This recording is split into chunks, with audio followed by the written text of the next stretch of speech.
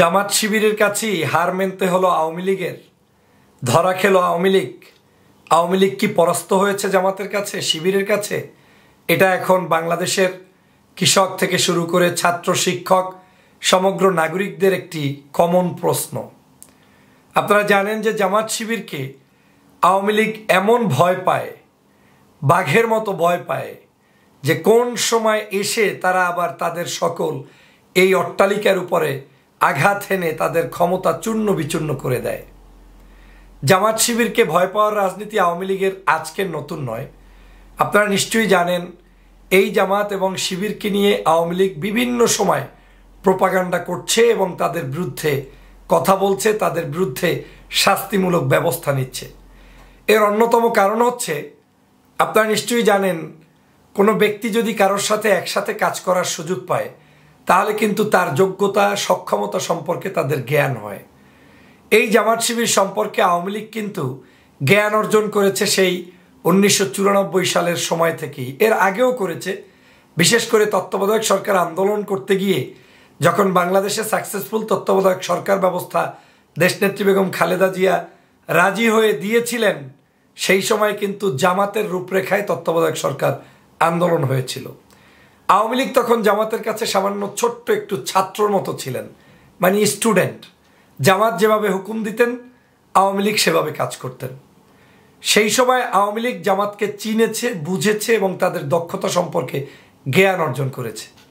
কিন্তু সেই জামাতই যখন এই ফ্যাসিবাদের বিরুদ্ধে রুখে দাঁড়াচ্ছে এবং আওয়ামী লীগকে বাংলাদেশের বর্তমান প্রজন্মের কাছে শত্রু মনে করছে, দেশের মানুষের কল্যাণে আওয়ামী লীগের সকল অপতৎপরতার বিরুদ্ধে জামাত গর্জে উঠছে, তখনই আওয়ামী লীগ চিরচেনা রূপে ফিরে এসেছে। আওয়ামী লীগ মনে করছে যে জামাত আসলেই সক্ষম, জামাত চাইলে অনেক কিছু হয়, শিবিরের ছেলেরা দেশপ্রেমিক, তারা চাইলে আমাদের গদি নড়বড়ে করে দিতে পারে। এই কারণেই 2013 সাল থেকে শুরু হয়েছে জামাত নিধন কার্যক্রম। এর আগে বহুবার হয়েছে, কিন্তু একেবারে রাষ্ট্রীয় পর্যায় থেকে সকল মানুষকে বিরিয়ানি, খিচুড়ি খাওয়ায়ে, তারপরে বিভিন্ন ছাত্র জনতাকে ভুলভাল বুঝিয়ে, তারপরে সেই জামাত শিবিরের বিরুদ্ধে রাজপথ দখল করে শাহবাগ তৈরি করে সেখানে মানুষদেরকে বিভ্রান্ত করলো। কতগুলো মানুষকে সেই দিন হত্যা করলো তারা। সেখানে দেলোয়ার হোসেন সাঈদী সহ বাংলাদেশের মাওলানা মতিউর রহমান নিজামী, কাদের মোল্লা সাহেব, আলী হাসান মোহাম্মদ মুজাহিদ, মীর কাশেম আলী, এভাবে করে জামাতের শীর্ষস্থানীয় নেতাদেরকে ফাঁসির জন্য ওই জায়গা থেকে নির্দেশ দেওয়া হলো। অধ্যাপক গোলাম আজম সাহেবকে আজীবনের জন্য জেলের মধ্যে বন্দি করা হলো। তারপরে দেলোয়ার হোসেন সাঈদী সাহেবকে পুশ করে হত্যা করা হলো ইঞ্জেকশন পুশিংয়ের মাধ্যমে। এরপরে সালাউদ্দিন কাদের চৌধুরীকে হত্যা করা হলো। বাংলাদেশের যারা দেশপ্রেমিক তাদের সবাইকে হত্যা করলো। কিন্তু জামাত শিবির ভীতিটা আওয়ামী লীগ থেকে যায়নি, বরং প্রতিদিন তাদের ঘাড়ের উপরে যেন চেপে বসেছে। 13 সাল থেকে তারা মনে করেছিল যে জামাত হয়তো নিধন হয়ে যাবে, সবাইকে মেরে ফেলেছি। এই দেশে হয়তো শিক্ষার্থীরা, বর্তমানে এই তরুণ প্রজন্ম, যেহেতু তারা কেউ বিএনপি জামাতের শাসনামল পায়নি, সবার বয়স 17 বছর 18 বছরের যুবক, তারা তো নিশ্চয়ই আওয়ামী লীগের ঘরে জন্ম নিয়েছে, আওয়ামী লীগ হবে। এই ধারণা থেকে তারা সারা বাংলাদেশের একটি মিসকনসেপ্ট নিয়ে তারা চলতেছিল।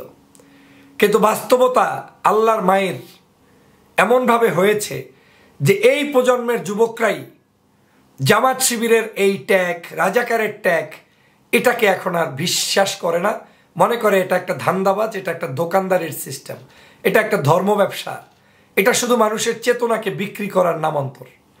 সে কারণে বাংলার যুবকদেরকে যখন শেখ হাসিনা আবার আর একবার জামাত শিবিরকে গালিগালাজ দেওয়ার জন্য এবং একটি জাতির মধ্যে একটি গ্রুপ তৈরির জন্য চেষ্টা চালিয়ে গেলেন, সেই চেষ্টায়ও তিনি ব্যর্থ হলেন। রাজাকার বলে গালি দিলেও শিক্ষার্থীরা রাজাকারটাকে অ্যাকসেপ্ট করে নিয়ে তাদের হৃদয়ে লালন করে ওই রাজাকারই আবার প্রতি উত্তরে তারা দিয়ে বাংলাদেশের মুক্তিযুদ্ধের স্লোগানে উদ্বুদ্ধ হয়েছেন এই দেশের শিক্ষার্থীরা।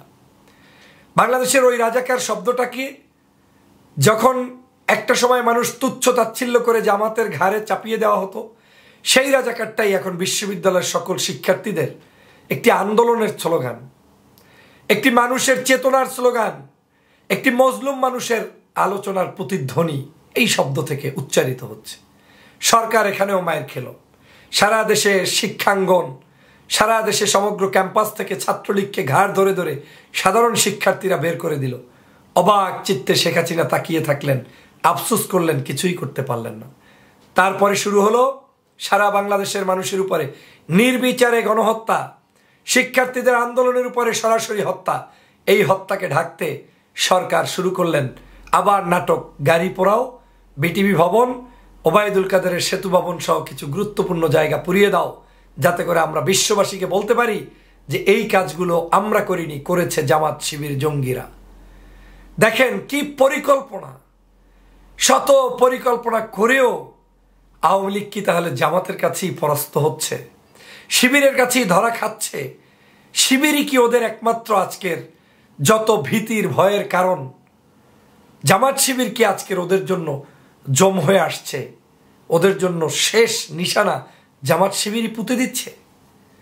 আজকের যখন বিশ্বব্যাপী ঘৃণা মানুষ প্রকাশ করছে আওয়ামী লীগের উপরে, শেখ হাসিনার উপরে, যে একজন সাধারণ শিশু দেয়ালের পাশে লুকিয়ে থেকেও জীবন রক্ষা করতে পারে না, পুলিশ তার বুকে গুলি করে দেয়। আমাদের ছাদের উপরে উঠে বাবার কোলে শিশু নিরাপদ নয়, রাস্তায় বন্ধুর কোলে বন্ধু নিরাপদ নয়, ট্যাঙ্কের গাড়ির উপরে জীবিত মানুষটাকে, লাশটাকে, মানে জীবিত মানুষটাকে নিচে ফেলে দিয়ে মৃত্যুবরণ করানো, এ সকল দৃশ্য দেখে কেউ আর চুপ করে বসে থাকতে পারে না। এই দৃশ্যগুলো মুছে দেওয়ার জন্যই আবার নতুন করে শুরু করেছে শেখ হাসিনা জামাত এবং শিবিরকে নিষিদ্ধকরণ। শুধু নিষিদ্ধ করাই নয়, আইনমন্ত্রীর আজকের বক্তব্য অনুযায়ী অন কাইন্ড অফ শেখ হাসিনার সিদ্ধান্তে শেখ হাসিনাই হয়তো স্বাক্ষর করে এটাকে নিষিদ্ধ করবে। এই প্রথম বাংলাদেশ দেখতে যাচ্ছে যে একটি দল আরেকটি দলকে সরাসরি নিষিদ্ধ করতে চায়, এবং সেটা কতটা হিংসুটে হলে, যে দেশ গণতন্ত্রের জন্য প্রতিষ্ঠিত হয়েছে, যে দেশ স্বাধীনতা সার্বভৌমত্বের চেতনাবোধ ছিল, মানুষের ভোটাধিকার, মানুষের মুক্ত চিন্তা, কথা বলার অধিকার, সেটাকে কেড়ে নিচ্ছে শেখ হাসিনা কিভাবে?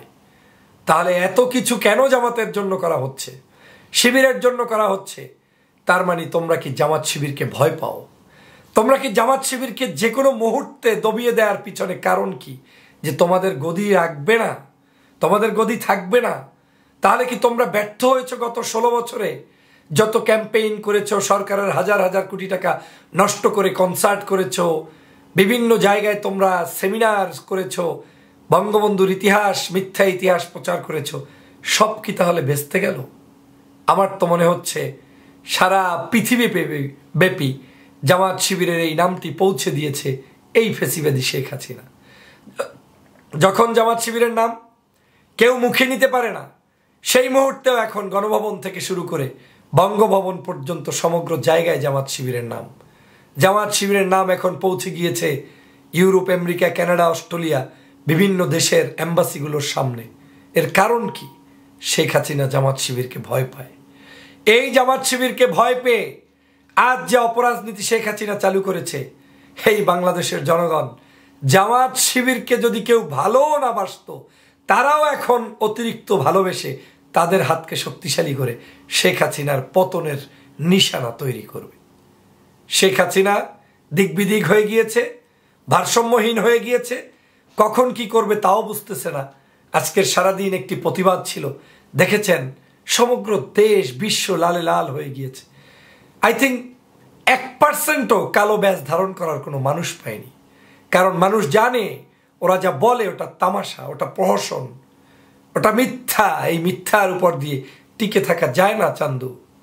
আমি মনে করি জামাত শিবির শেখ হাসিনা ভয় পাওয়ায় জামাতের দুর্বলতার কিছু নেই, বরং এটা জামাতের জন্য ক্রেডিট, এটা জামাতের জন্য অবশ্যই আত্মমর্যাদার সংগ্রামের।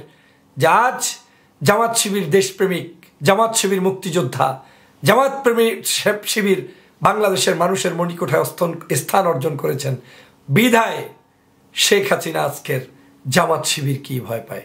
তার মানে জামাত কতটা শক্তিশালী হলে শেখ হাসিনা ভয় পায়, আওয়ামী লীগ ভয় পায়, তাদের গুন্ডা পান্ডারা ভয় পায়।